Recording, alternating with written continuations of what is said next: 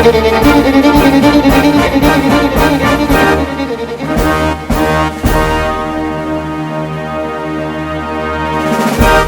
শিরোনামে আমাদের শব্দহীন করে চলে গেলেন শঙ্খ ঘোষ।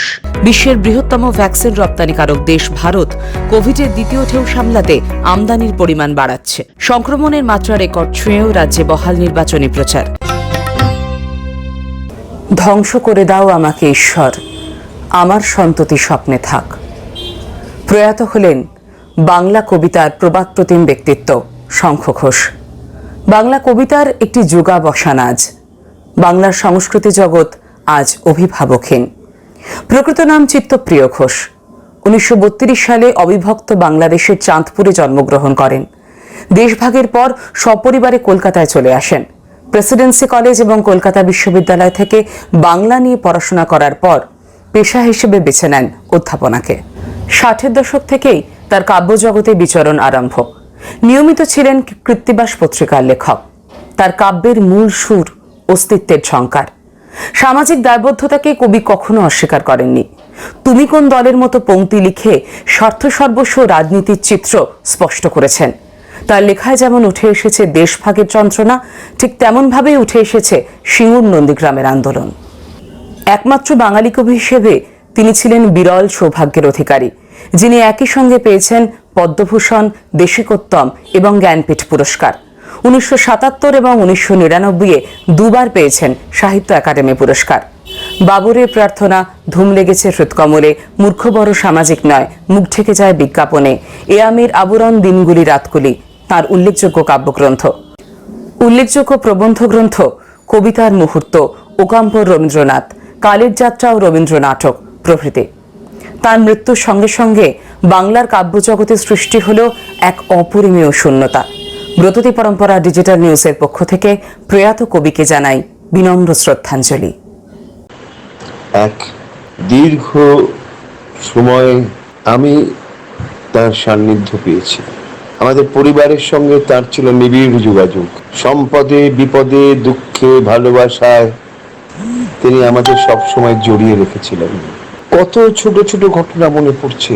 যখনই কোনো রকম বিপদে পড়েছি তার আশ্রয় নিয়েছি। আমার অনেকগুলো কাজের তিনি ছিলেন পথ প্রদর্শক। নিজে হাতে সেই কাজগুলিকে গুছিয়ে দিয়েছেন, পরামর্শ দিয়েছেন, লিখে দিয়েছেন। এই কদিন আগে গত 5ই ফেব্রুয়ারি তার জন্মদিনে তার বাড়িতে গেছিলাম আমরা কয়েকজন। বেশ খানিকটা দূরত্ব রেখেই তার সঙ্গে কথা বলেছি, প্রণামও করেছি। তারপরে একদিন মার্চ মাসে আমাকে ডেকে পাঠিয়েছিলেন। সেদিন সন্ধ্যেবেলা একান্তে বেশ কিছু কথা হয়েছিল।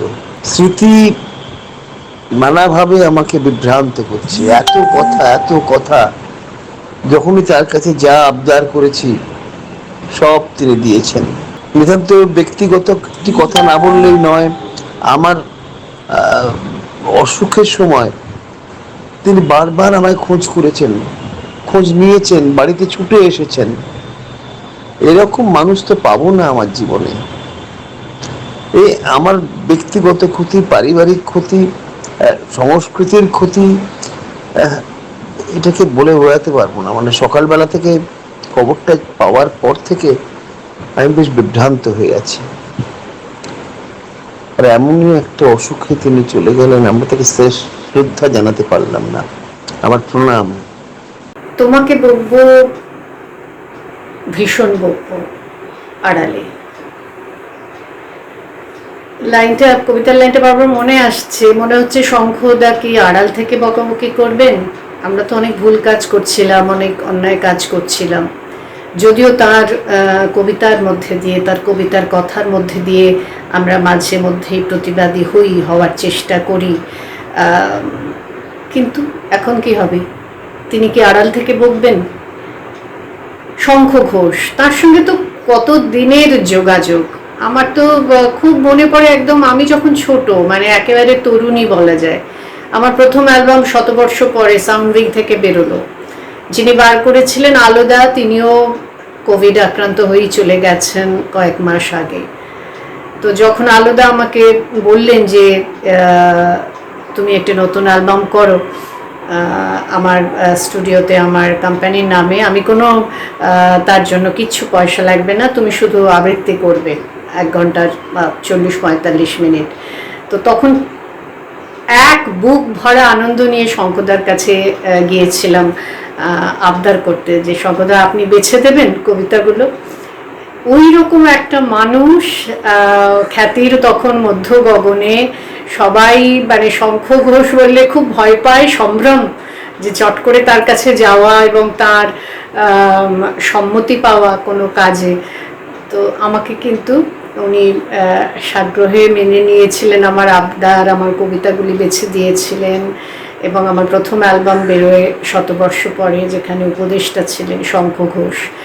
সেই শুরু। তারপর নানা সময় নানা কাজে তাকে ফোন করেছি, তার কাছে গেছি, কোনো কবিতা যখন আবৃত্তি করব হয়তো সেই বোধটা ঠিক আনতে পারছি না বা সেইভাবে বুঝতে পারছি না, তার কাছে গেছি।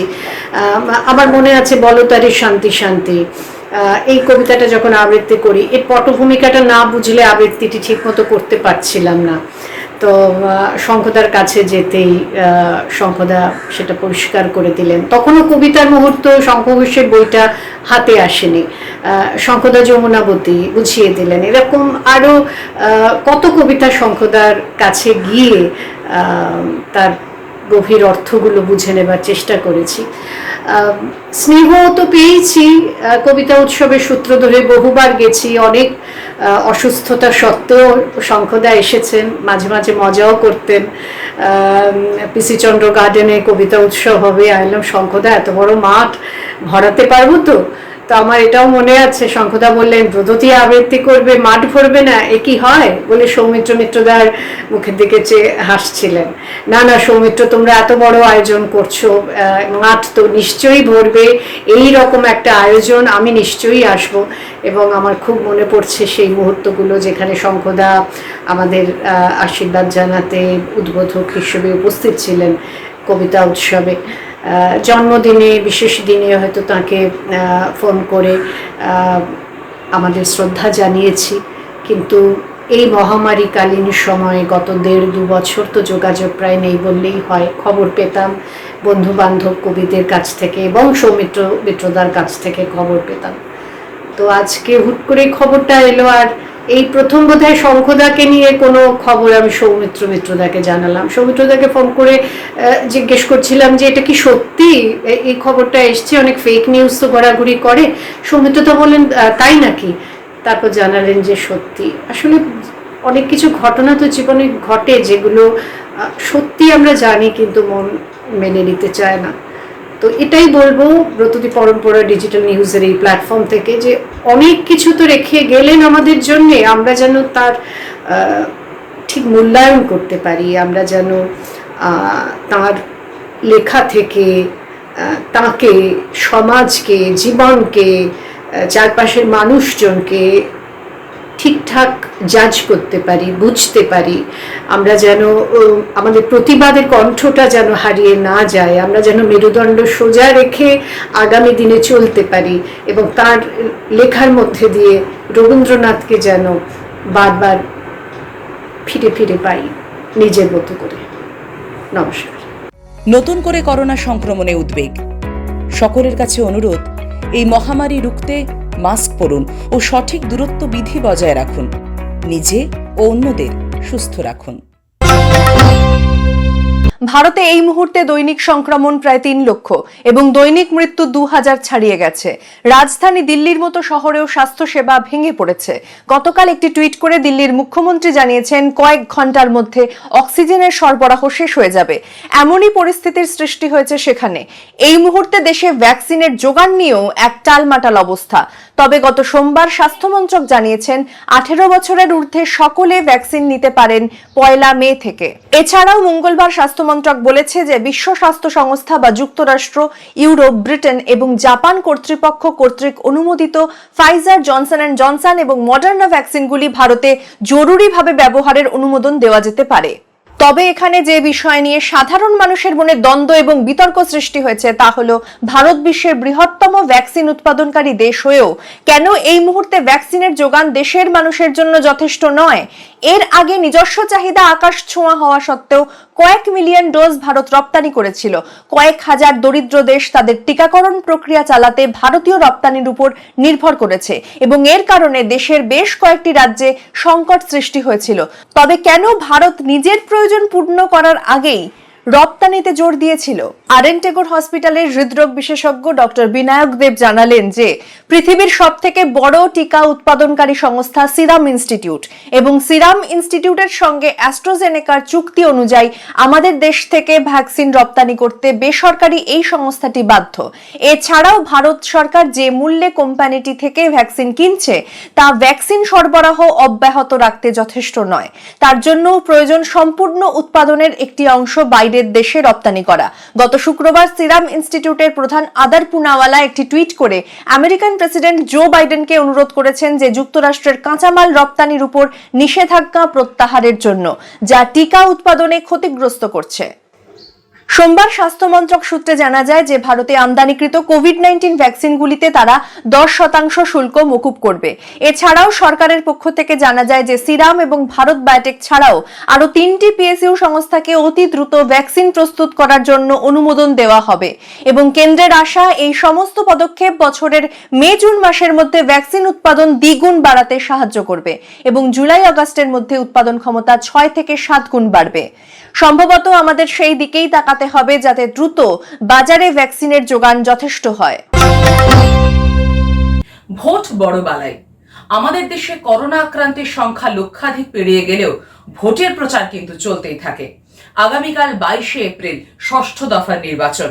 নমস্কার, আমি চলে এসেছি উত্তর 24 পরগনা জেলার ভাটপাড়া পৌরসভার অন্তর্গত কাকিনাড়াতে, কাকিনাড়া হিন্দি প্রাইমারি স্কুলের সামনে আগামী 22শে এপ্রিল ষষ্ঠ দফার ভোট গ্রহণ কার্য এখানে সম্পন্ন হতে চলেছে। ভোট গ্রহণ কেন্দ্রটি ছোট হলেও কিন্তু এখানে ভোট দাতার সংখ্যা একেবারেই কম নয়।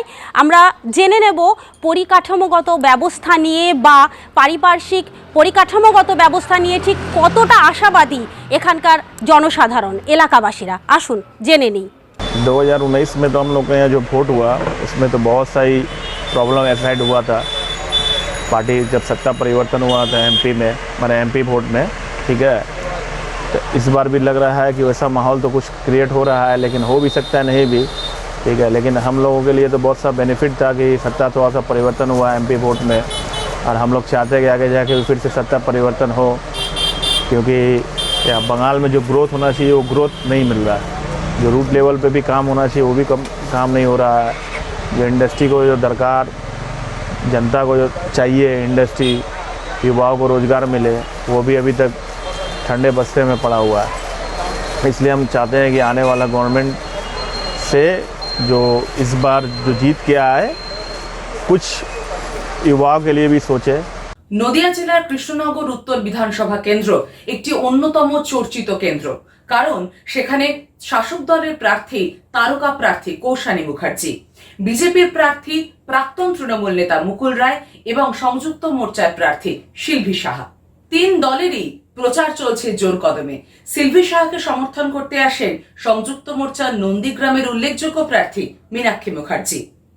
তারকা প্রার্থী কৌশানী মুখার্জিকে দেখার জন্য মানুষের ভিড় ছিল চোখে পড়ার মতো এবং তাকে সমর্থন করতে আসেন তৃণমূলের মুখপাত্র কুণাল ঘোষ। মুকুল রায়কেও দেখা যায় কালো জিপে চড়ে প্রচার চালাতে। আমাদের প্রতিনিধি শ্রাবণী কথা বলেছেন এই অঞ্চলের নাগরিকদের সঙ্গে, শুনে নেব তাদের কথা। গত কয়েক বছরে কি উন্নতি হয়েছে বলে আপনার মনে হয় এই অঞ্চলের, বা আপনি কি সুযোগ সুবিধা পেয়েছেন যাতে আপনি মনে করছেন যে না উন্নতি হয়েছে? বা স্পেশালি কোনো আমরা উপকার আমরা সেরকম পাইনি। এমনিতে আমাদের গ্রাম হিসাবে আমরা যেখানে বাস করি সেই রাস্তাঘাট থেকে আরম্ভ করে করেছে অনেক কিছুই। তবে দিদির ইচ্ছা থাকলে কি হবে, বাইরে যারা কাজ করে ওনার হয়ে তারা তো ঠিকমতো যেই পার্টি আসুক না কেন তারা তো ঠিকমতো কাজ করতে পারে না। অসুবিধা তো এখানেই। উনি তো আর সব জায়গায় গিয়ে তো আর কাজ করাবেন না। উনি হয়তো অর্ডার দিতে পারে, দেখুন, আমি তো পঞ্চায়েত এলাকায় বাস করি, তা আমার রাস্তার সামনে আমি তো দেখছি আমার পাড়ার গলির রাস্তাগুলো সব পাকা হয়েছে, আর জলের ব্যবস্থা আছে, পাশে হেলথ সেন্টার আছে। যাক, আমার সাময়িকভাবে আমি উপকৃত হয়েছি, কিন্তু অন্যান্য সাইডের কি হয়েছে সেটা অতটা বলতে পারবো না, কিন্তু আমার এলাকাটা আমি ঠিক ভালোভাবে পেয়েছি জিনিসগুলো। তা আপনি কোন দলের সমর্থনে কাকে ভোট দেবেন মনে করছেন? দেখুন, ভোটটা হচ্ছে সম্পূর্ণ ব্যক্তিগত ব্যাপার, এইভাবে তো বলা যায় না কাউকে। তবে আমি চাইবো যাকে ভোটে জিতলে আমি তার কাছ থেকে সমস্ত আমার কর্মগুলো যেটা চাই মানুষের, তো একজনকে ভোটে জেতালে তো তার কাছে দাবি থাকে যাকে তার কাছ থেকে কাজ করতে পারবো, সে কাজও করাতে পারবে বা সে করে দেখাতে পারবে, তা আমি সেটাই চাইবো। এটা তো বলা যাবে না যে আমি এখন কাকে চাইছি, ভোট কেন্দ্রে যাব, ভালো লাগবে তাকে দেবো। ব্রততী পরম্পরা ডিজিটাল নিউজ দেখুন সপ্তাহ জুড়ে প্রতি সোম, বুধ, শুক্র সন্ধে 7:30টায় ব্রততী পরম্পরা ডিজিটাল নিউজ ফেসবুক পেজ এবং ব্রততী পরম্পরার ইউটিউব চ্যানেলে।